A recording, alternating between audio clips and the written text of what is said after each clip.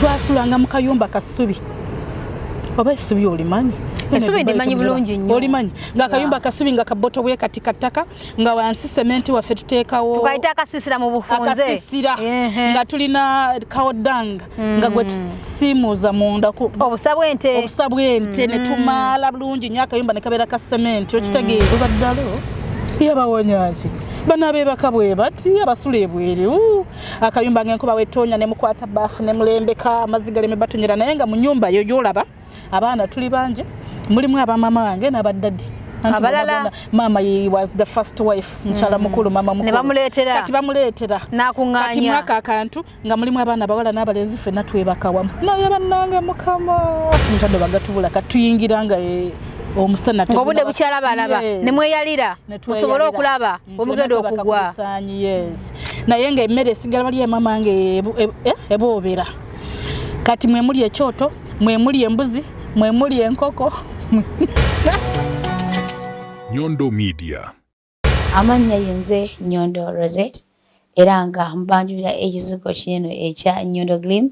Ekizigo kino kikuyambako okubanga ate okyalinga face yo embalabe wena black spots oba binnamakula kikuyambako ate okubanga okiryalinga skin yo nebirangira bikabulungi nnyo tekyerusa wabula kikoleka kunomo skin yo gwena yali kyetaaze osobola okuyita ku namba y'essimu 052468 0778 waneno mu UAE ate gwe ali e Uganda tulina branch erinnya nama osobola okuyita ku namba y'essimu 0775150811 era osobola okutugobererako ku mikutu gyaffe egy'enjawulo gabanga YouTube, Facebook, Twitter, Instagram ewamu ne TikTok. Nyondo Media, Nyondo Rozet, Nyondo Glim. Amanya n'eddoboozi yenze Nyondo Rozet era nga nkola n'omukutu ogwa Nyondo Media YouTube channel, Facebook, Twitter, Instagram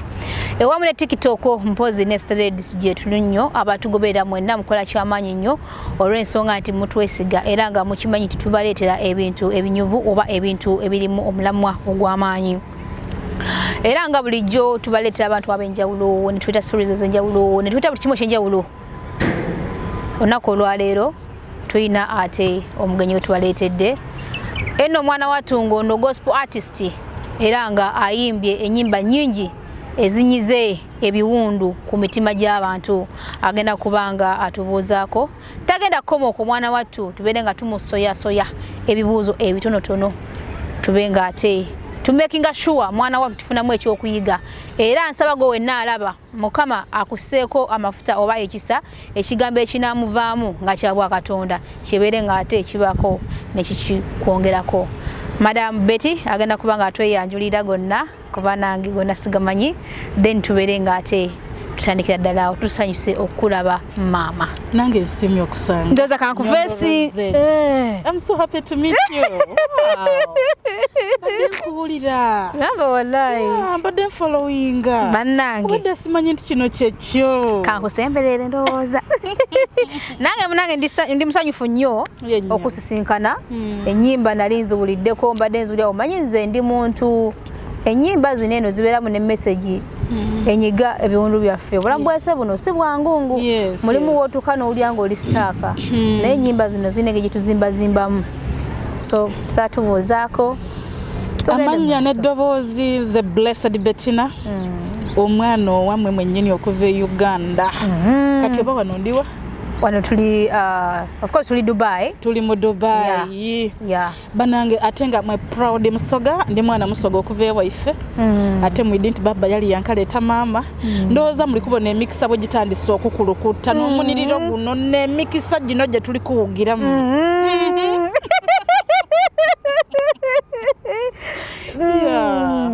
amanya gaffe gatubuulidde Blessed Bettina. Blessed Bettina. Blessed one. Blessed? You can call it blessed, it depends on the teacher. Okay. Yeah, either blessed or blessed. Okay. Yeah, Bettina. the way you call it, yeah. Nayenga. Okay, tutambulira awo. Aye mkwano. Tusanze okulaba e Dubai. Amina. Obaale kujja kutulabako. Nzize nange ntuuse. Era nga kyemmanyi. Tewazze engalo nsa. Tewazze nga tewali mulamwa. Wateekeddwa okuba nga olina ekintu kiwatutukidde oba kiwatuleetedde. Kiyinza okuba ekigambo, kiyinza okuba ki, kiyinza okuba ki. Kubanga nsubira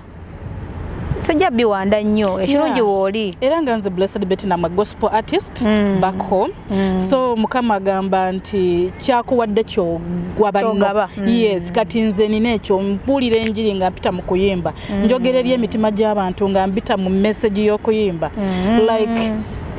Like for example, waliyo oluyimba lw'ennyimba for this nina mikwano gyange babayita bali wane Dubai. Babayita ba Velvet Events. Ngate balina ekibiina kye bayambako is it healing the broken hearts okuyamba okuwonya okunyigoba ku mending like okugatta emitima egimenyese kati nze mukuyita mukuyimba akanyimba zangamba Yeso yotalemwa guma Yeso yotalemwa nga like wadde ebikulu waliyo abantu wali wesizenga mikwano gyo ng'omuwadde obulamu bwo omuwadde ebibyo byonna n'akuyiwa baana bangi nnyo wano e Dubai ku ddungu kuno bazze nga balina omuntu gwalinamu essuubi ng'aze n'akasente ke konna yatunze ekyalo kyonna ekyemwanye n'ajja message eyo gy'oleeta nkulu nnyo naye Katonda ffenna yatutonda tubako tutandikira katuddeko katono emabega oli mukyala musoga era ali proud okulirawa ndogere rwaife ndogere rusoga okutegere nti this is the real proud musoga anti osobola okuba naye nga okulirawa nakulirawa ife ate oluganda tulujja kuonema niwo birese kasota ndikambu wakulira wanga ndidukira nti ndogera lusoga luwo kati gaita mu bindi soje wakulira nakulira waife busoga eiganga mu kibuga wagati nkoberanga abantu nti nze ni mwana wa kibuga site mwiganga wagati yawo mu kibuga wene wati olibona waawo okutotaawo Totanda about eno ka rujugudo rujja kairo mbalaba hospital mbalaba kasoku bati mama Betty aitabirawo wow so nze nakulira iganga nsomeyire iganga twakulirawo mu kibuga wagati mwana iwenze tenda kundukiza bintu binaye engeri olwokuba nti nimuwereza wa Katonda kambyogere kanzire mu Luganda fena tutambulire wamu nakulira iganga mu kibuga wakati nga bwenkyogera mu kibuga wakati mu center bwe wati naye nga tuli banaku nga tuliawo ne mama waffe mu Kayumba nze bulijjo ngamba abantu nti I was raised by a single mom and I'm a proud person yakuzibwa mama yeka wadde tata yaliyo he was there in a picture but he didn't have time for us yali mwami munene mwiganga era we mwogera kabamanyi bamutegeera he was a big person in government kati nga alina sente kati nga bamama bangi kati nga bambe atambula bwati agenda okwetooloola mumulabako omwaka guggwako rest in peace papa I love you so much yamala nafa naye nga atuwafiizi yakusemesa twasulanga mu kayumba kasubi oba essubi olimanyi essubi ndimanyi bulungi nnyo olimanyi nga akayumba kasubi nga kaboto bwe kati kataka nga wansi sementi waffe tuteekawo tukaita akasisira mu bufunze akasisira nga tulina kawodanga nga gwe tusimuuza munda obusabwente ne tumala bulungi nnyo akayumba ne kabeera ka sementi okitegeera nga mwe tusula mama nga yazimba ekitanda mu kibuga wakati nga waliwo obuyimba bulala bufaanaganako ng'obwo fefeka baliwo nga n'abalina amasabo ganyirira nga n'amasabo agatotolodde waliwo abasamize waliwo Sheikh Musa nga mulaguzi mulungi nnyo mulogo mu Warabu kati wali ne wabeerawo abalala nga basamize bano ab'ensaasi nga bali awo ebbali naye nga balina amatalabaaka naye nga ffe tuli mu kayumba ate ekyewuunyisa nga twakkiriza Yesu Kristo ng'omulokozi waffe era nga tubeera mu kayumba ako ne tugamba erinnya lyo Yesu nga lirina amaanyi yamponyanza Yesu yamponya ne bagamba bano bagwe baddalo yabawonyaki bana bebaka bwe bati abasula ebwere akayumba ng'enkuba wetonya ne mukwata bafu ne mulembeka amazigale me batonyera naye nga mu nyumba yo yolaba abaana tuli banje mulimu abamama wange n'abaddadi abalala mama was the first wife mchala mukulu mama mukulu kati bamuleetera kati mwaka akantu nga mulimu abaana bawala n'abalenzi ffenna twebaka wamu naye bannange mukama ffenna twebaka wamu wansi awo naye myai was a baby I'm the last born kati myai share the bed with mami nga dadi taliwo dadi wajjanga nange nzika wansi ku banno naye abataliwo nga ninnya waggulu naye nga mwe muli amasiga mama wange yagalanga nnyo ettooke eryo eribobedde nga ligonza ate yali mukozi nga atunda matooke mu katale kati ng'akomawo olweggulo tuyingira saawa emu kubanga tetulina mafuta mu buno butadooba mukwano gwange yakayimbako nti ewaffe eri twasulanga ne mu butadooba naye nga n'amafuta ag'ekikumi tadooba gatubula katuyingira nga omusana ngobude bukyala balaba ne mweyalira musobole okulaba omugendo okugwa yes naye nga emmere esigala bali mama nge eboobera kati mwe muli ekyoto mwe muli embuzi mwe muli enkoko kyekisibo kyente. What can I tell you? Bannange Katonda ayamba abantu kati gwoli eyo omenyesa omutima oli ku ddungu ng'olaba mbu ensi ekomye waba Katonda yayamba Bettina n'amulonda wali awatasaana n'amufuula kati kino kyali naye mbw alinnyonya ajja Dubai kulya ku ssente kanyumirwa obulamu kanyewo ne kasita mukama olina amaanyi tewali mbeera ya lubeerera munnange ekintu kyensinga okwagala ku bantu abakkiriza nga mmwe ebiseera ebisinga Katonda wakujja mu nfuufu nabako wakuteeka abantu abasinga baagala okusangula biri ebifaananyi omuntu obutalaga waje akoze eki gyavudde ngani n'osinkana ng'omuwala akuze bulungi nnyo nga ggwe olina okufumbirwa naye nga mufo gy'okutwala omwami wewaka oba kukyalo wadde mwakyusaawo okwo nga oyala kulaga bulamu buki bulala nnyo naye ekintu kino wenkyagalira kikino nti omuntu yenna akkiriza Katonda akkiriza nti Katonda akyusa embeera era omuntu yenna omukkiriza nga amanyi Katonda teyeerabira Katonda gy'amugye bw'otwogera sometimes ebintu gye tukoze binagamba maama nawe waliko bw'oti nawe wakola bw'oti okitegeera Katonda akyusa embeera ate nga tetuli afraid kwogera Katonda kyatukoledde testifyinga bulungi bujulizi bw'otabuwaayo ne Katonda anyiiga mwana wattu n'olimbalimba ensi nti ffe twakulire ntwakola bwe asobola okukyusaamu embeera so mwebale kuyimirira ku mazima n'okuwulira abantu so that n'ayimiridde eyo akkiriza n'agamba nti Bettina oba Betty bw'aba Katonda yamugya mukasiisira akakwata embinabina nga enkuba bw'etonnya bateekawo amabaafu ne bakola ki mwemuli ekisibo ky'embuzi enkoko mwezisula mwezonoona mumufumbire emmere buli kimu nga kikolebwa mukasiisira n'essaawa eno wali nnyo ennyonyi ate nkiwulira nti si gwe gusoose ozitabaala obadde oba UK gyewabuuse obadde Sweden n'oswitchinga nojja wano Student to Kata from Kata to here. Bettina, Betty, eja sula mukali akantu. Nenkuba emukuba. Kati enyonyo za. Katonda jali oba taliyo. Nange wakite mukiriza Katonda. Akati mama. Yes dear. Ekisinga kyo kutambuza omanyi buli muntu atambula nga alina ebigendererwa bye. Otambudde mu nsi wonna wali. Kye kisinga okutwalayo. Kigendererwa ki? Like Sweden ekisinzo kyasinzo okuntwalayo ne nayo mikwano gyange nga tekati kinategedde they have become my real parents banzadde noonyayo mikwano okuyamba ku bantu abafaanananga nze bwe nali ate n'ekirala nagenda okulaba mu nsi yaffe Uganda nga kino ekizibu kisusse nnyo ng'ekyamama kye yalimu though mama daddy yaliwo naye nga obuvunaanyizibwa bwo tebutambula nga we bwandibadde so nendaba mama nga she's single-handedly doing each and everything ng'asomesa abaana be be yazala n'asomesa n'ababbaawe naye ng'atunda amatooke mu katale wali kati waliyo abakyala wano Uganda aba single mothers abakazi abalekeddwawo babazaddemu abaana nga tebeeyagalidde and you people stop judging these women omanye ensi ejjajinga abakyala bano n'agamba yalemeddwa obufumbire twamulabirawo Rozet kweyasobola kalina episembi tamanyi kufumba mmere tamanyi mukyala bwabeera you should stop judging us kati Rozet okimanyi nti waliyo abakyala abali mu mbeera eno naye nga tebeeyagalidde waliyo omukyala kati ng'oyo ono gwe bakubidde bawa amasasi n'afa n'abeera forced into it nga it is nature yekireese omwami afudde akulese n'obwana ofuusi single mother kati ne wabeerawo ono wabirako n'omusajja ow'amaanyi eyagoba omukazi gwe ku myaka emingi gy'afumbye omukazi bwe yagaana n'amuviira mu nnyumba n'amulekawo n'abaana kati naye yafuuka single mom nga teyeeyagalidde ate ng'afumbye emyaka kati bamugamba nti single mom abatamanyi mpisa biki omukazi eyafumba emyaka 29 otandika otyo kiraba kati mbukati si mulungi tasobola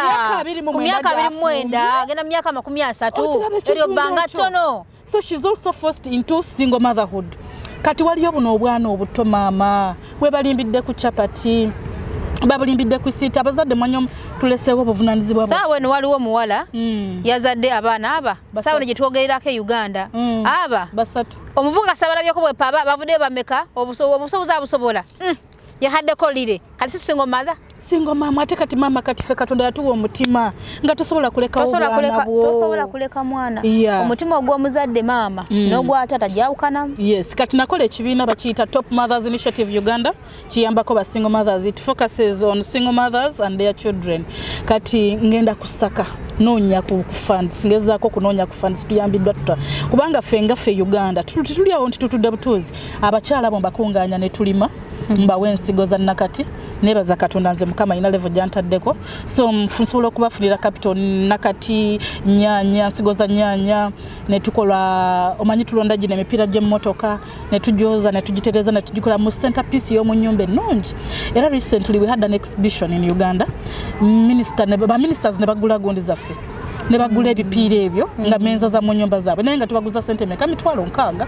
mitwalo 7 ate nga bagula bayayana nga mu byekoledde nga fabya bekoledde faba bikola tukola crafts batunga abalala bayiga ebyalaani so ebyo bye binzunza mukwano bye bintambuza ngezeeko okunoonya abantu so oba togenze kunyumirwa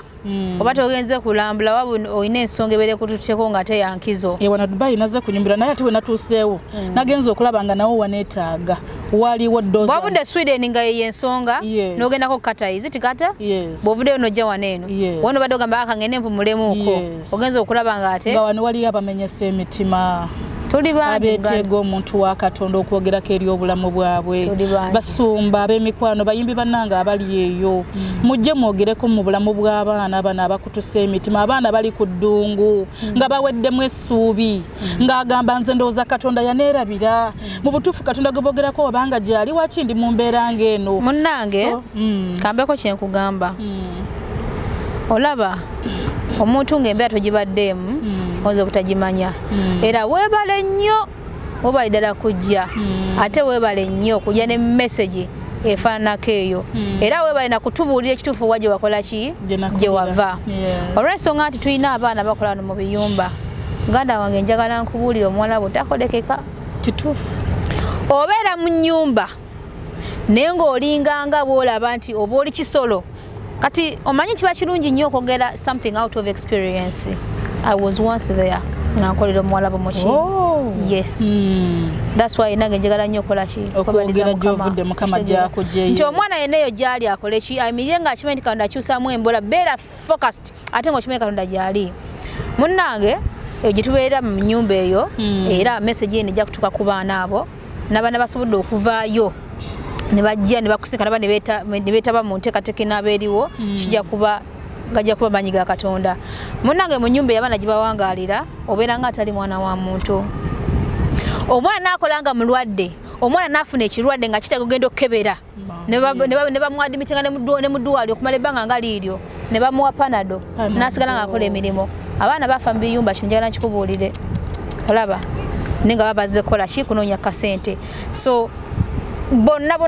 oba bavudde Uganda oba bavudde wa tekiriko mbuno bono bali mu nsi zonna abaana bali wano bashi they are also products of my people abakozi bwa basingo mam ali eri alaba mbera ne mama mususeko na kangende njiye nyambeko mama wa baine emitima emimenyefu bavudde wakanga embera nki bazo ndo baze mukola ki mukunyigirizibwa Katonda jali okubayamba Katonda yejjale njagala bazza mwesubya b'emikwano mwene banga mutulaba wesige Katonda tova ku Katonda kino ekibiina ekyaze kijja bayambira ddala bayire mwe tugenda okuyita obatuukako healing the broken hearts by Velvet Events tujja kwogerera emitima gy'abantu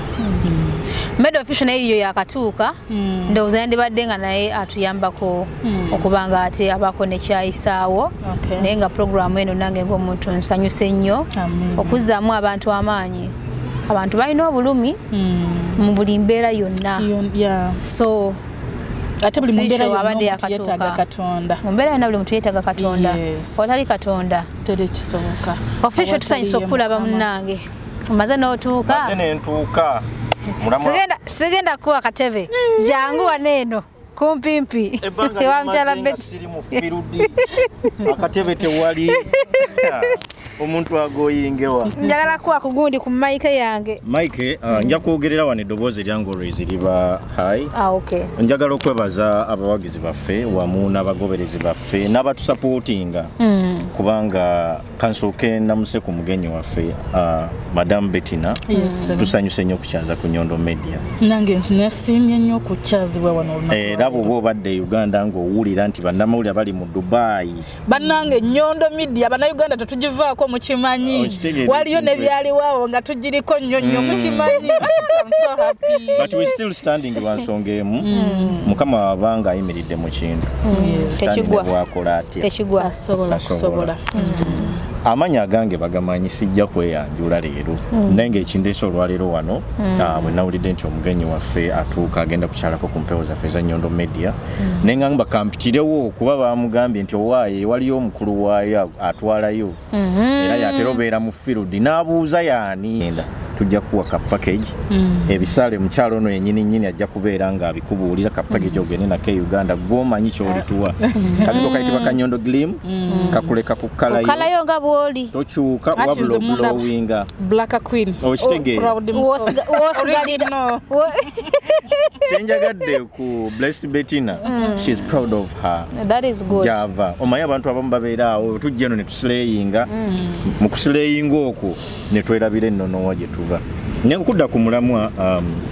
program eno ya Healing the Broken Heart yateekeddwa Volvet events era nga ndi musaale mu nsonga eno lwaki nga bwomanyi nti bwe tudda ku mulamwa ogwa Nyondo Media nti okutambula kulaba okudda kunyumya gye mulamwa guno gye gwava era nga tuzze tuyambako abantu ab'enjawulo mu bintu bino so this time round bwe twatula ne management ya Volvet nagaba naye tulina bapastors baffe ab'enjawulo e Kampala wamu n'abasiraamu webali era in March bajja bashe ne nagamba nti okay kansooke engagingeko ne bapastors tulabe how the turn up will be olw'ekisa kya Mukama n'okwagala kwe to tell you the truth abatulaba mwenneeyo bapastors bajja okuli Joseph Ngoma omuyimbi wo okitegeera Joseph Ngoma Pastor Trina Justin Nabosa Blessed Bettina era ng'erinnya lye nno ekyewuunyisa ku bonna ye yasoose olabye amakulu g'erinnya Blessed Bettina ye yasoose okuba ng'alandinga ku ground ku program etannaba nakubeera opened officially ekyo nno kitegeeza ki kitegeeza nti Mukama ali mukola wakati mu nsonga zino naye wenna ali yamenyesa omutima togwamu ssuubi kubanga nze nsiba mbagamba olwenkola programs ku pages zaffe zino eno tinga tonakeera ku makyakola kintu kyonna soko yambala essuubi oluvannyuma lw'okwambala essuubi then yambala engoye osabe Mukama kulembere mu ekyo kyonna ky'ogenda okukola enkyo ogenda kubeera muwanguzi oyinza butabeera muwanguzi nkya oba wiiki ejja naye nkakasa bw'oba olina essuubi nga ne Katonda yakulembera ojja kubeera ate nga otuuka ku biruubirirwa byo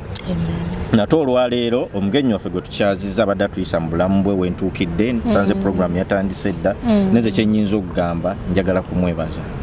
okubanga atuwadde akadde kano okuwayaako n'abatulaba kubanga munnaye mukisa tegusangika ate gujjo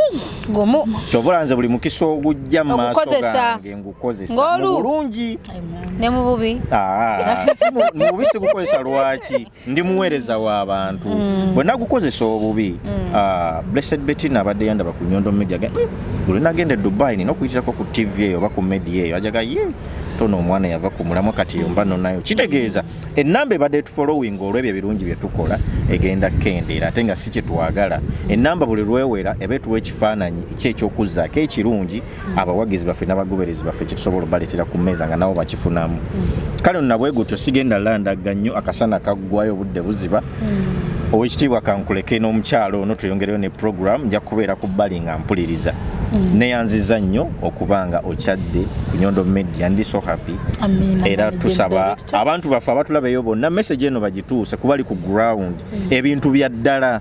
tusaba mugitambuze etuuke kubali ku ground bonna ebintu bya ddala Healing the Broken Hearts program eno egenda kuba happening at 24th of Feb in Dubai and 25th of Feb that is Abu Dhabi kiki ekikulu mu nsonga eno kankubeewo nnyo mbadde nkeerabidde era pasita ajja kujja yongerezeeko naye yatuuse dda pasita Jonathan era nga ye musaale mu kuleeta omulamwa guno ku ttebo Healing the Broken Heart tugenda kuyita mu kusaba kuno tugezeeko okwengejinga ekiyinza okuyitibwa obuyambi okuyambako abaana ab'enjawulo abazaalidde wano ayagala okudda wakatamanyi kiddako mu kuyitira mu kusaba okwo mutugenda okufuna fundraising eyambako abaana bano okudda eka so twaniriza yenna ayina support mu mbeera yonna okulaba nga tuyambako programu eno okutambula neyanziza nnyo idea eno nga nnungi nnyo era nabakoledde n'oluyimba omutima guluma bagumenya gye nayetanga emikwano ebisoba nfumise benawanga ku kagaati ne balya kati bangobeera bweru omulimu gwagwawo sikola bizinensi za cyankalanye nazeera banka entwala nfa bulumi bannange mwana watuguma betina tokaba mwana wa mama wano we banchunya nakaba nganakaba katonda nanjuna nasirika kana kamwenyu kolabako lavu ya Yesu yankolako totya bambi Yesu oyo tale mwaguma wamazoka producing kimba jekali already Yesu tale mwawo mukwana kana video yako yes kashinali bade muka video naye nga ndowooza ebisinga obungi tubyogeddeko era ensonga enkulu eriwo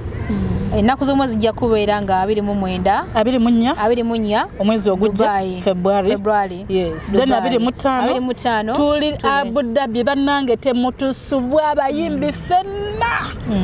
tujja n'abasumba babuulira enjiri eyetaga counseling bambikeerako jangu mu budde omusumba munyumyemu omukuomu mwogere oyogere weeyabye omutima gwo oyogereko ne Mukama